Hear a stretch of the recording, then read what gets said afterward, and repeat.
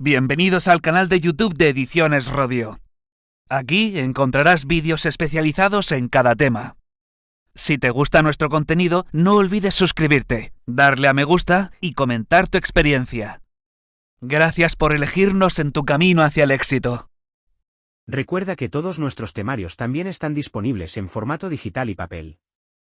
Para cualquier duda puedes escribirnos a info@edicionesrodio.com. Cuerpo de Maestros. Infantil.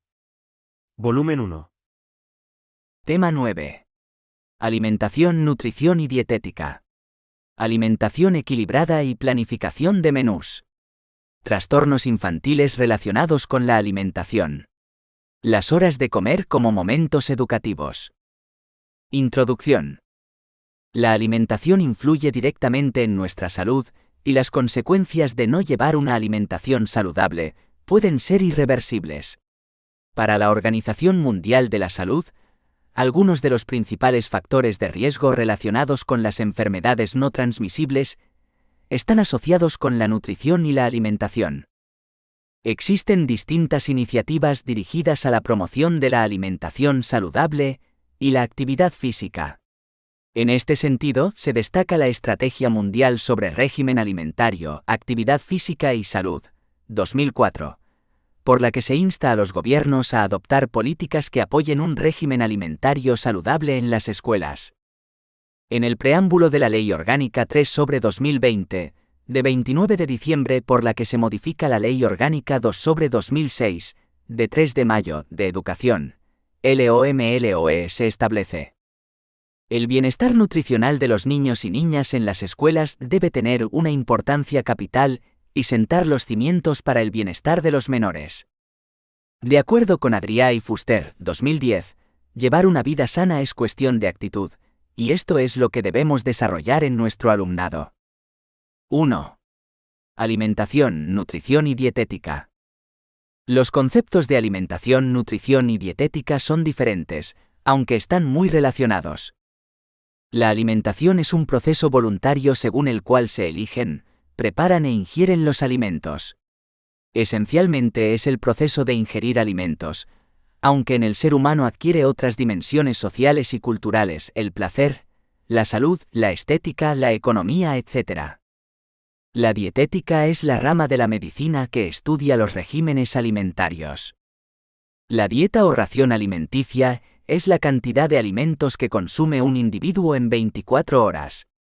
La dietética se ocupa de establecer la dieta más adecuada para cada persona desde el punto de vista de sus necesidades fisiológicas y psicológicas, considerando, entre otros aspectos, la edad, las circunstancias personales, el tipo de actividad, las enfermedades, etc. Uno de los objetivos básicos de la dietética es conseguir un adecuado equilibrio entre sus componentes. La nutrición es un proceso complejo que no solo engloba a los alimentos y nutrientes en general, a su acción e interacción con la salud y la enfermedad, sino que además incluye la digestión, absorción, transporte, utilización y eliminación de las sustancias que forman parte de los alimentos con el objetivo de obtener energía, construir y reparar las estructuras orgánicas y regular los procesos metabólicos. En este sentido, podemos decir que el metabolismo es el proceso a través del cual los alimentos se convierten en calor y energía siendo utilizados en la reparación y crecimiento de los tejidos. Las sustancias nutritivas o nutrientes que componen los alimentos son proteínas, hidratos de carbono, lípidos, vitaminas, sales minerales y agua.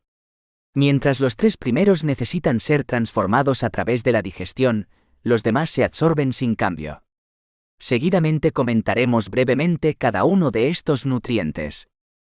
Las proteínas son los compuestos esenciales de la materia viva. Sus moléculas son el resultado de la unión de otros compuestos más simples llamados aminoácidos. Constituyen la materia del cuerpo, interviniendo en la formación de los músculos. En general, participan en la estructura y en el crecimiento de todas las células. Las proteínas pueden ser de origen animal y vegetal. Las de origen animal son biológicamente completas, ya que contienen los aminoácidos esenciales. Los principales alimentos animales que contienen proteínas son carne, pescado, huevos, leche y queso. En los vegetales se encuentran contenidas en cereales, frutas, verduras, etc. Los glúcidos o hidratos de carbono proporcionan la mayor parte de energía que necesita el organismo. Son de origen vegetal en su mayoría. Los principales alimentos que los contienen son las frutas, hortalizas, cereales, etc. Los lípidos. Dentro de ellos se encuentran compuestos tan importantes como las grasas. Suponen aproximadamente el 30% del valor energético global. Son de origen animal y vegetal, y entre los alimentos que los contienen se encuentran la mantequilla, el aceite, los frutos secos, etc. Las vitaminas. Son sustancias orgánicas indispensables para el organismo, y se considera que tanto su ausencia como su exceso son nefastos. La vitamina A, retinol, interviene en la visión correcta. Se obtiene a partir de alimentos como los huevos, leche, hígado, mantequilla, queso. La vitamina D favorece la absorción de calcio y su fijación en los huesos. Se encuentra en alimentos grasos. La vitamina C antiescorbútica se encuentra en las frutas, hortalizas y cereales. La vitamina B está diversificada, complejo vitamínico B. En general se encuentra en la leche, queso, mantequilla, etc. También se halla en la carne, hígado y cereales enteros. La vitamina B1, tiamínica, interviene en el metabolismo de los glúcidos. La vitamina B2, riboflavina, juega un papel en la respiración celular. La vitamina B3, niacina, previene los trastornos cutáneos, digestivos y nerviosos. La vitamina B12 impide la anemia. Las sales minerales. Muchos minerales intervienen en el crecimiento, así como en la composición correcta de los fluidos del cuerpo. Son indispensables para el desarrollo celular. Las relaciones entre sus cantidades absorbidas deben respetar ciertas normas. Entre las más importantes hay que destacar el fósforo y el calcio. La alimentación debe proporcionar un determinado equilibrio entre ambos desde el nacimiento a la adolescencia. La relación debe ser 1:1. El fósforo favorece el crecimiento óseo, dentario y del sistema nervioso, mientras que el calcio interviene en la osificación del esqueleto. Son precisos otros minerales, el sodio y el potasio, que participan en la conducción de los impulsos nerviosos. El hierro es un componente fundamental de la hemoglobina, necesaria para el transporte del oxígeno en la sangre.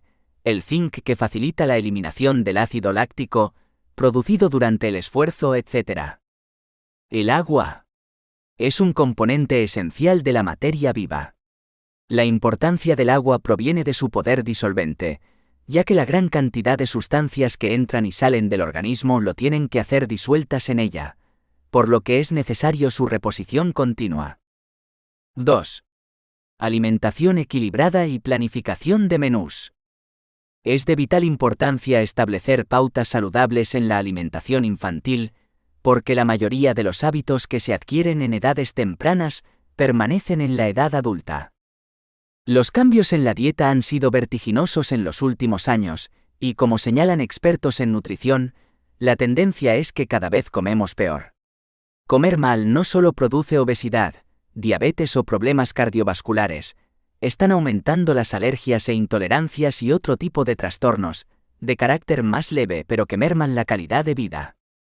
La Organización Mundial de la Salud, OMS, considera que si esta tendencia no se invierte, los nacidos después del año 2000 tendrán menos esperanza y calidad de vida que los que nacieron antes. Lo expuesto justifica la importancia de una alimentación equilibrada. 2,1. Alimentación equilibrada. La alimentación debe asegurar el aporte necesario para el crecimiento y los gastos energéticos habituales de los tejidos. La alimentación normal debe contener los siguientes componentes o nutrientes: proteínas, glúcidos, lípidos, vitaminas, sales minerales y agua, anteriormente comentados. Las proteínas, los glúcidos y los lípidos tienen valor calórico y nutritivo, mientras que las vitaminas, las sales minerales y el agua solo tienen valor nutritivo. La caloría es un valor energético que corresponde a la cantidad de calor que hace falta para elevar la temperatura de un gramo de agua de 14,5 grados Celsius a 15,5 grados Celsius. En dietética la unidad utilizada es la kilocaloría, 1000 calorías. Aquí utilizaremos la denominación que se emplea usualmente, caloría, bien entendido que como unidad física, lo que llamamos calorías en dietética equivale a 1 kilocaloría. Cuando el aporte calórico es bajo, el crecimiento sufre perturbaciones. Las necesidades calóricas son muy elevadas desde el nacimiento del niño, entre 120 y 105 calorías por kilogramo de peso al día. De los 2 a los 6 años las calorías diarias se calculan entre 1300 y 1800, aunque hay que tener en cuenta que las necesidades calóricas están en función del gasto de energía que se realice. Las necesidades de proteínas se sitúan entre 14 gramos de 0 a 6 meses y 20 gramos de 4 a 6 años. Los glúcidos deben representar de 60 a 100 gramos por día. Los lípidos deben constituir el 15% de la energía absorbida al día. Cuando bajan las calorías procedentes de los glúcidos y lípidos, el organismo utiliza sus propias proteínas. Por el contrario, el exceso de calorías se transforma a veces en grasas. Como sabemos, los lípidos y glúcidos aportan la energía necesaria para el crecimiento y la multiplicación de las células. No obstante, el consumo de ácidos grasos saturados, sobre todo de origen animal, debe controlarse a consecuencia de los riesgos cardíacos que comporta. Cuando el consumo de calorías es superior a su gasto, se origina la obesidad. Por otra parte, se ha demostrado que el consumo de ácidos grasos insaturados, contenidos en el aceite de oliva, pescado azul y otros, disminuye el tipo de colesterol perjudicial. Asimismo, la ingesta de cereales y de todo tipo de fibras vegetales aumenta la cantidad de celulosa, la cual favorece la digestión. 2,2. Planificación de menús. En la planificación de menús saludables para niños y adolescentes, se deben tener presente las recomendaciones nutricionales establecidas para este grupo de población. Los alimentos se pueden dividir en 7 grupos fundamentales. 1. Leche y derivados lácteos, queso y yogur. 2. Carnes, pescados y huevos. 3. Tubérculos, legumbres y frutos secos. 4. Verduras y hortalizas. 5. Frutas.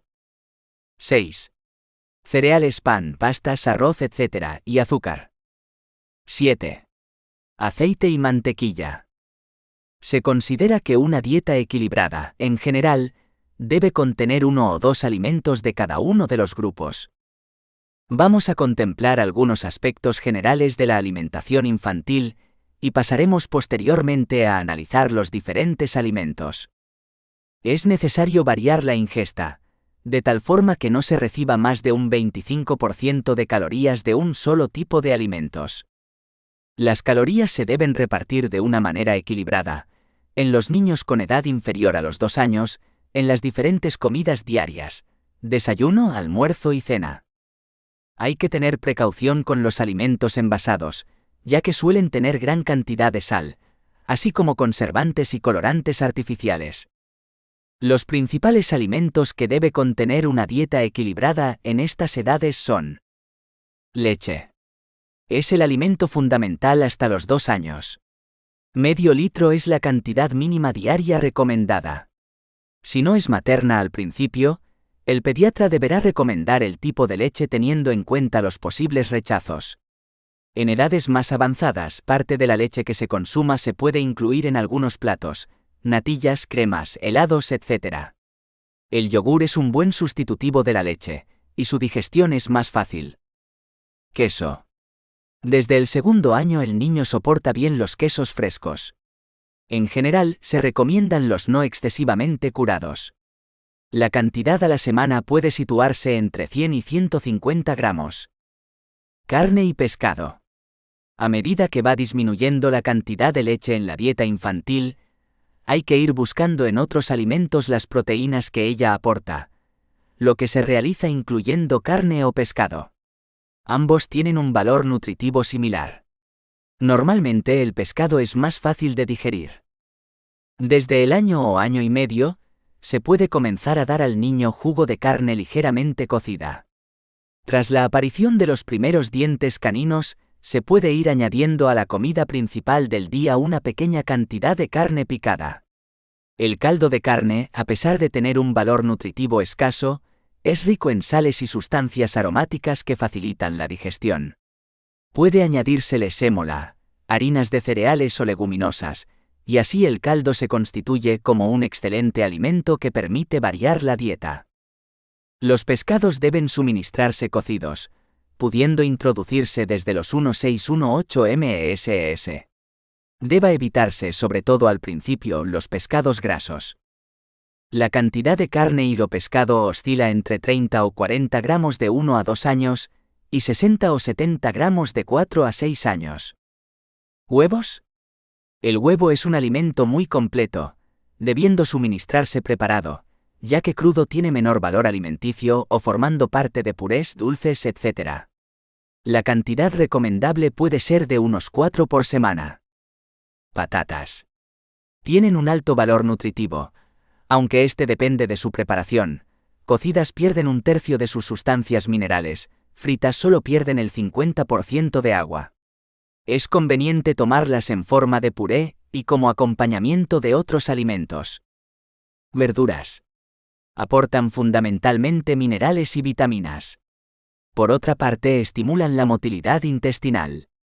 Algunas de ellas, como la remolacha, espinacas y coles, no son recomendables antes de los 2 años, ya que contienen muchos nitratos. En el primer año se suelen suministrar en purés. Legumbres. Tienen un alto valor nutritivo. A veces su preparación se hace con excesiva cantidad de grasas. Se pueden acompañar de patatas y verduras y presentarse en forma de puré, a partir de los 14 meses. Frutas. Aportan vitamina A y C. Las uvas y los plátanos son de alto valor nutritivo.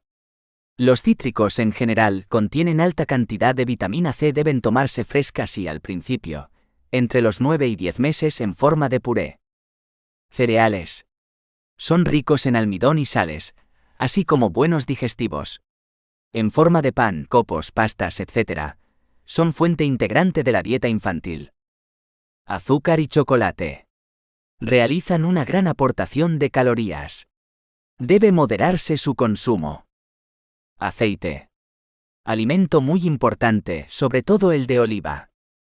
Teniendo en cuenta los citados alimentos fundamentales y los componentes que poseen, la dieta debe contener en general, Rigal, 1987. Las vitaminas A, B, C, D. Los minerales y elementos inorgánicos, calcio, cloro, cobre, hierro, yodo, magnesio, manganeso, fósforo, potasio, sodio, azufre. Las proteínas. Los glúcidos. Los ácidos grasos insaturados. Con relación a la confección de menús concretos, hay que tener en cuenta, como ya hemos apuntado, la variedad de los alimentos. En los últimos años se ha puesto de manifiesto la importancia de la llamada dieta mediterránea, exponente de la cocina tradicional en nuestro país.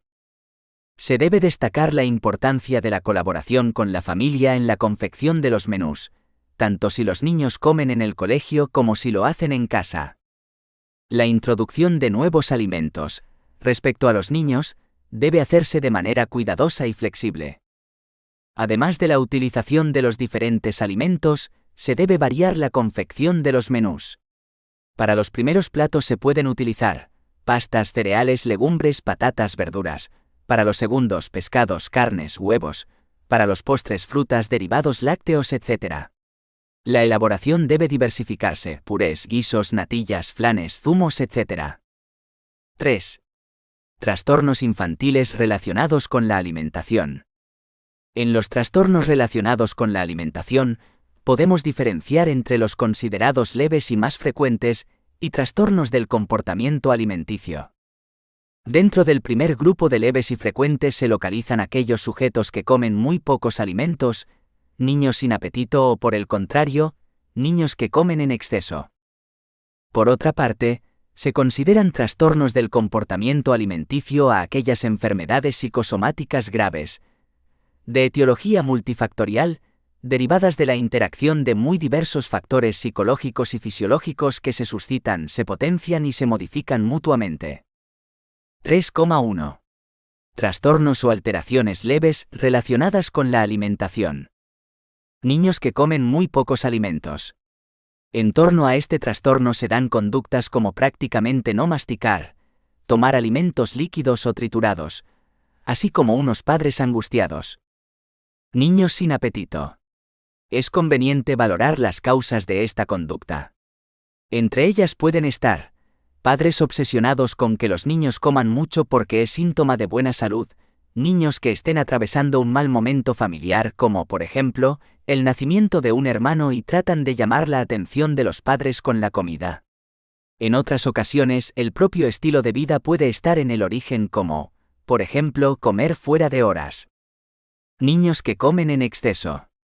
Además de las causas biológicas, puede haber otras como cambios injustificados en las dietas, excesivo consumo de derivados de harina. Otros errores pueden venir influidos por factores culturales, hábitos alimenticios de la familia, económicos, nivel de recursos económicos y psicológicos sociales, lactancia materna prolongada por razones puramente emocionales, no regulación ni habituación de un horario para las comidas. Vómito. Consiste en la expulsión por vía bucal del contenido gástrico. Es frecuente en los niños y su importancia depende de su frecuencia y variabilidad. Si es abundante y repetido, existen riesgos concomitantes, desnutrición, deshidratación y peligro de que el vómito pase al pulmón y produzca serios problemas respiratorios. 3,2. Trastornos del comportamiento alimentario, TCA. Estos trastornos están considerados como enfermedades psicosomáticas, de etiología multifactorial. Anorexia. Desgana por la comida o falta anormal de apetito. Puede aparecer entre los 5 y 8 meses, progresiva o súbitamente. Debida en algunos casos por cambios en la dieta, destete, introducción de nuevos alimentos, etc. Suele tratarse de un bebé despierto y en desarrollo avanzado, cuando la madre presenta cuadros depresivos o de angustia, comenzando así una cadena. A veces el niño come bien con otras personas y no con su madre, lo cual es considerado por esta como rechazo. Pueden aparecer dos formas de anorexia. Anorexia simple. Aparece como un trastorno reactivo pasajero, destete, enfermedad. Anorexia mental grave. Aparecen a su vez otros trastornos como sueño, cóleras, espasmos de sollozos. Los vómitos son frecuentes y en estos casos es posible un retroceso somático. Bulimia. Constituye un grave trastorno y justamente lo contrario que el anterior. Apetito desmesurado, voracidad. El sujeto que padece este trastorno ingiere gran cantidad de alimentos en poco tiempo. Obesidad. Proceso metabólico en el que se produce una acumulación de grasas excesivas en relación al promedio normal para su edad, sexo y talla. Entre las causas de obesidad pueden estar las de tipo genético, o un inadecuado balance entre la ingestión de alimentos y su gasto. Asimismo, influyen en la obesidad las comidas a destiempo. El crecimiento de la obesidad infantil en España es espectacular y preocupante. Si hace 15 años, el 5% de los niños españoles eran obesos, esta proporción es ahora del 16%. En la Unión Europea, solo Gran Bretaña nos supera. La obesidad es denominada por la OMS como enfermedad crónica no transmisible y designada como la epidemia del siglo XXI. La causa de esta verdadera epidemia, que puede tener consecuencias muy negativas en el futuro, es básicamente el cambio de hábitos. Y sobre todo en lo referente a la alimentación y el sedentarismo. Los niños abandonan el consumo de frutas, verduras, legumbres y pescado en favor de la comida rápida, chuches y bollería. Por lo que respecta al sedentarismo, las actividades físicas tradicionales se están cambiando. Los peligros de esta tendencia son muchos. En primer lugar, la obesidad puede suponer al niño problemas físicos, diabetes tipo 2, hipertensión, triglicéridos y colesterol, trastornos hepáticos y psicológicos, baja autoestima, estigma social. Pero quizá lo peor es que está fraguando una obesidad adulta, con estos mismos problemas pero agravados. Y hasta tal punto es así, que la siguiente generación podría tener una esperanza de vida menor que la actual, como consecuencia de esta obesidad, a pesar de los avances médicos en otros campos. Algunos estudios indican que la obesidad acorta la esperanza de vida en 13 años. Enflaquecimiento. Proviene de una ausencia de alimentación, también por un inadecuado balance, al contrario que en la obesidad, entre la ingesta y el gasto de alimentos. Cuando no se debe a falta de alimentación, las causas generalmente son psicológicas, con lo cual estaríamos ante un caso de anorexia. Picar. Consiste en la ingesta persistente de sustancias no nutritivas. Los niños con este trastorno pueden comer pintura, yeso, cuerdas, papel. No hay aversión para comer cualquier cosa. Suele aparecer entre el año y los 2 años. El trastorno remite pronto, aunque en ocasiones puede persistir, lo cual indicaría la necesidad de tratamiento específico. Rumiación. Se manifiesta por la regurgitación repetida de comida, con pérdida de peso o falta de aumento adecuado. La comida parcialmente digerida es devuelta a la boca, sin náuseas. Este trastorno suele asociarse a estados de irritabilidad y hambre, entre los episodios de regurgitación. Se puede observar una posición característica de tensión forzada, en la que se arquea la espalda y se echa la cabeza hacia atrás. También se pueden observar movimientos de succión, que dan la impresión de satisfacer considerablemente al niño. La incapacidad para alcanzar el peso que corresponde y el desarrollo de una malnutrición grave dan lugar a un retraso en todas las esferas. Antes de finalizar el apartado, consideramos conveniente hacer una referencia a las alergias e intolerancias, por ser enfermedades cada vez más frecuentes en la infancia y estar relacionadas con la alimentación. Se consideran reacciones adversas del organismo frente a algún componente, celiaquía o intolerancia al gluten, proteína que se encuentra en el trigo, la cebada, el centeno, la avena y o productos derivados como almidón, harina, panes, pastas alimenticias, alergia a la leche, al huevo, al pescado. 4. Las horas de comer como momentos educativos. Mediante la alimentación, el niño va recorriendo día a día su proceso de identidad personal, de su evolución y de su progreso. Mediante la comida, los niños avanzan en destrezas por la imitación y el esfuerzo de realizar por sí mismos gestos y conductas que ven en los adultos. En estos momentos se desarrollan también las sensaciones más primarias del gusto, el olfato o el tacto, que son bases de los esquemas de conocimiento más fundamentales. Es importante resaltar que cada grupo social tiene pautas prefijadas en la forma de alimentarse. Ya hablábamos antes de los factores culturales de la alimentación, las cuales son transmitidas por los padres. Vista la importancia de la hora de comer en la educación y desarrollo infantil, es fundamental que esta actividad sea atendida por los padres, cuando se realizan en el ambiente familiar, y por los educadores, tanto si se realiza en el centro como de forma simulada en el aula. La educación del gusto se trabaja mediante la introducción de nuevos alimentos, siempre que sea posible para el metabolismo del niño, y también con cambios en la forma de comer los alimentos. Una presentación variada, que estimule las sensaciones tanto visuales como olfativas, será un buen recurso para que el niño acepte nuevos alimentos y sabores. En todo caso, no podemos olvidar que la comida es, sobre todo, un acto social y afectivo. Los niños acabarán aceptando lo que le ofrezca un adulto a quien estiman y en quien tengan depositado su afecto y confianza. La planificación de las experiencias de alimentación y nutrición en los centros consiste en líneas generales en personalización, simplificación, dramatización y movilización. Personalización. El educador debe procurar que el tema de alimentos y nutrición se convierta en algo vivo para cada niño. Es la nutrición individual lo que nos interesa. Esta se determina mediante preguntas y observaciones, mediante las que el educador investigará el nivel de conocimiento previo que posean los alumnos acerca de alimentos y nutrición. Posteriormente se informará con entrevistas a los padres, de aquellos alimentos típicos que cada niño conoce. Se debe hacer hincapié en la importancia de mantener una dieta equilibrada que posibilite el normal desarrollo y crecimiento de los niños. A su vez, la participación de los padres en el centro a la hora de comer, o bien mediante su colaboración a la hora de la cocina u otros talleres, es un proyecto de trabajo que puede plantearse en las sesiones de educación para la alimentación. El educador debe en todo momento proporcionar al niño muchas experiencias concretas y directas con las comidas. Estas les enseñarán más sobre alimentación y nutrición que muchas fotos o películas. Por lo tanto, es preferible, en cualquier caso, poseer menos experiencias pero con alimentos reales, que muchas experiencias con esos otros elementos.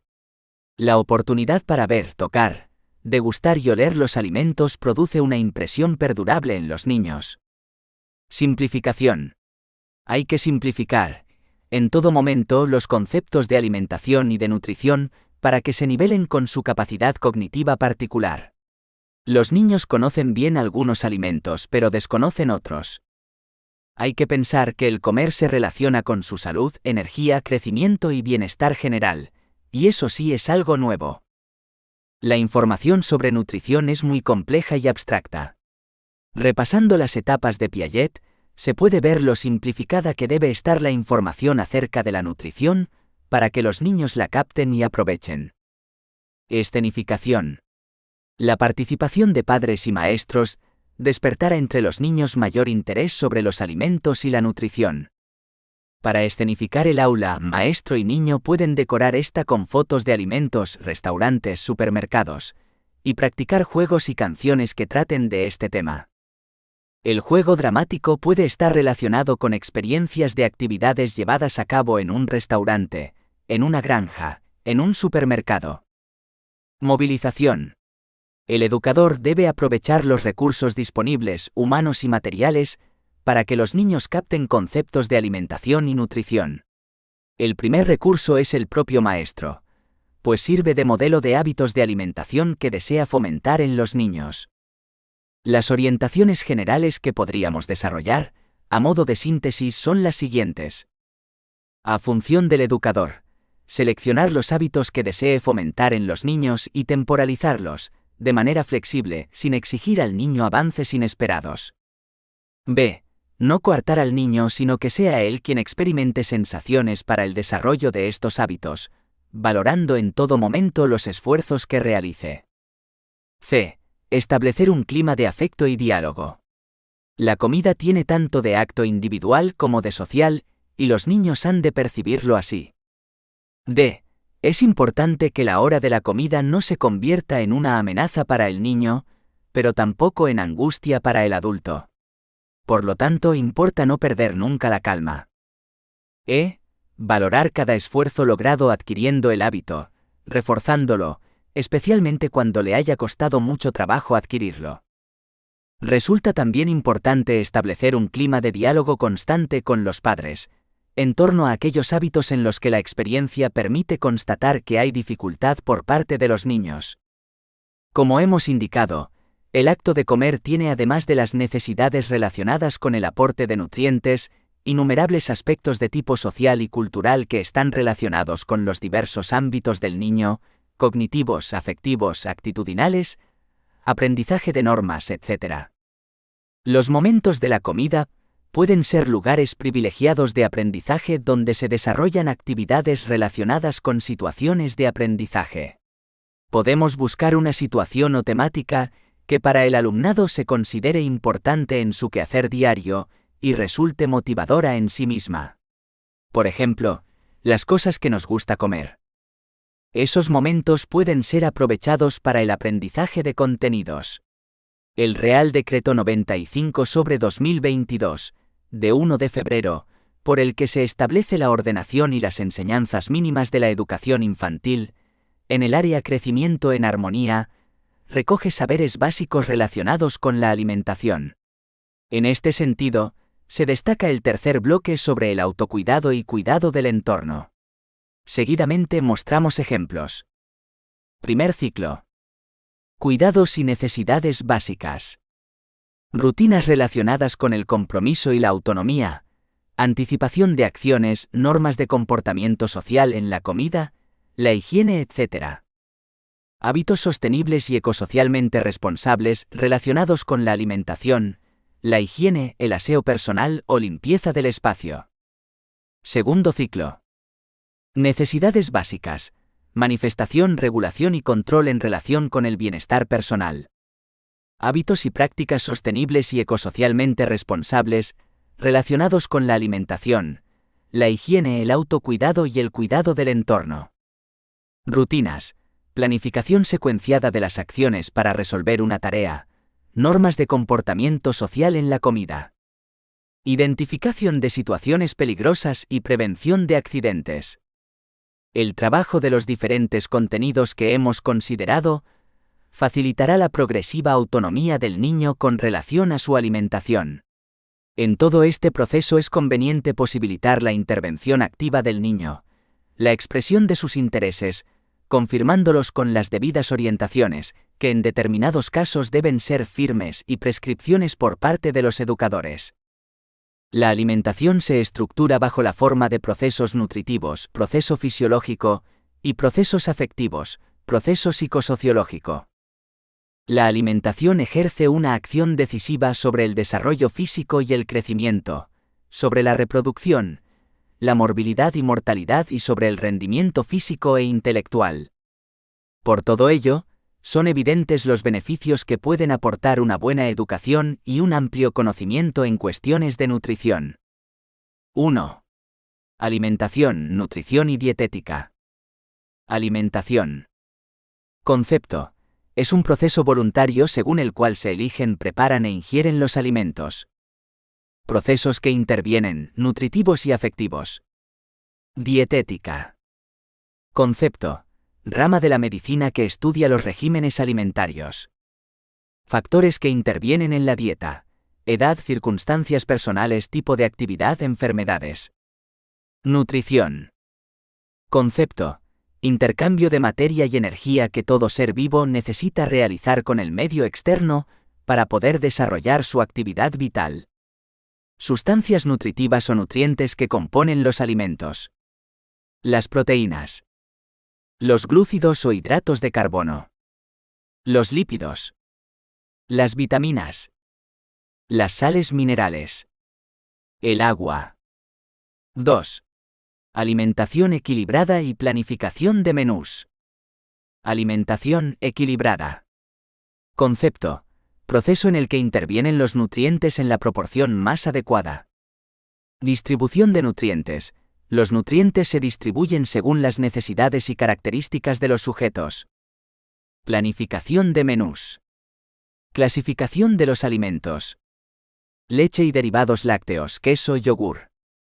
Carnes, pescados y huevos. Tubérculos, legumbres y frutos secos. Verduras y hortalizas. Frutas. Cereales, pan, pastas, arroz, etc. y azúcar. Aceite y mantequilla. Planificación de menús. Aspectos generales en la planificación. Variedad. Cubrir las necesidades. Colaboración con la familia. Repartir las calorías. Contener todos los grupos. Introducir nuevos alimentos. 3. Trastornos infantiles relacionados con la alimentación. Trastornos o alteraciones leves. Niños que comen muy pocos alimentos. Niños sin apetito. Niños que comen en exceso. Vómito. Trastornos del comportamiento alimentario, TCA. Anorexia.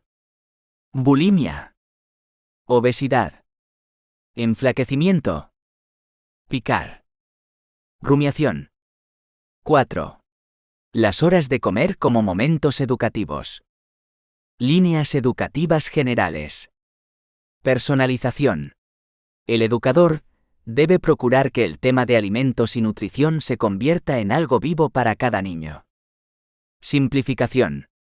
Hay que simplificar, en todo momento, los conceptos de alimentación y de nutrición para que se nivelen con su capacidad cognitiva particular. Escenificación. Para escenificar el aula, maestro y niño pueden decorar esta con fotos de alimentos, restaurantes, supermercados. Movilización. El educador debe aprovechar los recursos disponibles. Orientaciones generales. Entre las funciones del educador está la de seleccionar los hábitos. No coartar al niño. Establecer un clima de afecto y diálogo. Es importante que la hora de la comida no se convierta en una amenaza. Valorar cada esfuerzo logrado adquiriendo el hábito. Establecer un clima de diálogo. Los momentos de la comida pueden ser privilegiados para el aprendizaje. Esos momentos pueden ser aprovechados para el aprendizaje de contenidos. Adrià y Fuster, La cocina de la salud. Planeta. Barcelona, 2010. Benet, Educación para la salud, la alimentación. Grao. Barcelona, 2004. Emmanuel, Educación, salud, discurso pedagógico. Ediciones Novedades Educativas. Buenos Aires, 2004.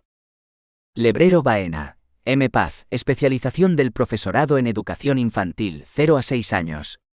UNED. Madrid, 2009. Matáis, J. Nutrición y alimentación humana. Nutrientes y alimentos, situaciones fisiológicas y patológicas. Ergon. Madrid, 2002. VVAA. Alimentación, nutrición y dietética, teoría. CEP. Madrid, 2003. Organización Mundial de la Salud. Estrategia Mundial sobre Régimen Alimentario, Actividad Física y Salud, 2004. Consultado en https://www.hu.in/dietphysicalactivity/strategy/eb 11344/strategy/spanish/web.pdf. Legislación. Ley Orgánica 2/2006 de 3 de mayo de Educación, BOE en 106 de 4 de mayo de 2006. Ley Orgánica 3/2020 de 29 de diciembre por la que se modifica la Ley Orgánica 2/2006 de 3 de mayo de Educación, BOE N 340 de 30 de diciembre de 2020. Real Decreto 95/2022 de 1 de febrero por el que se establece la ordenación y las enseñanzas mínimas de la educación infantil, BOE N 28 de 2 de febrero de 2022.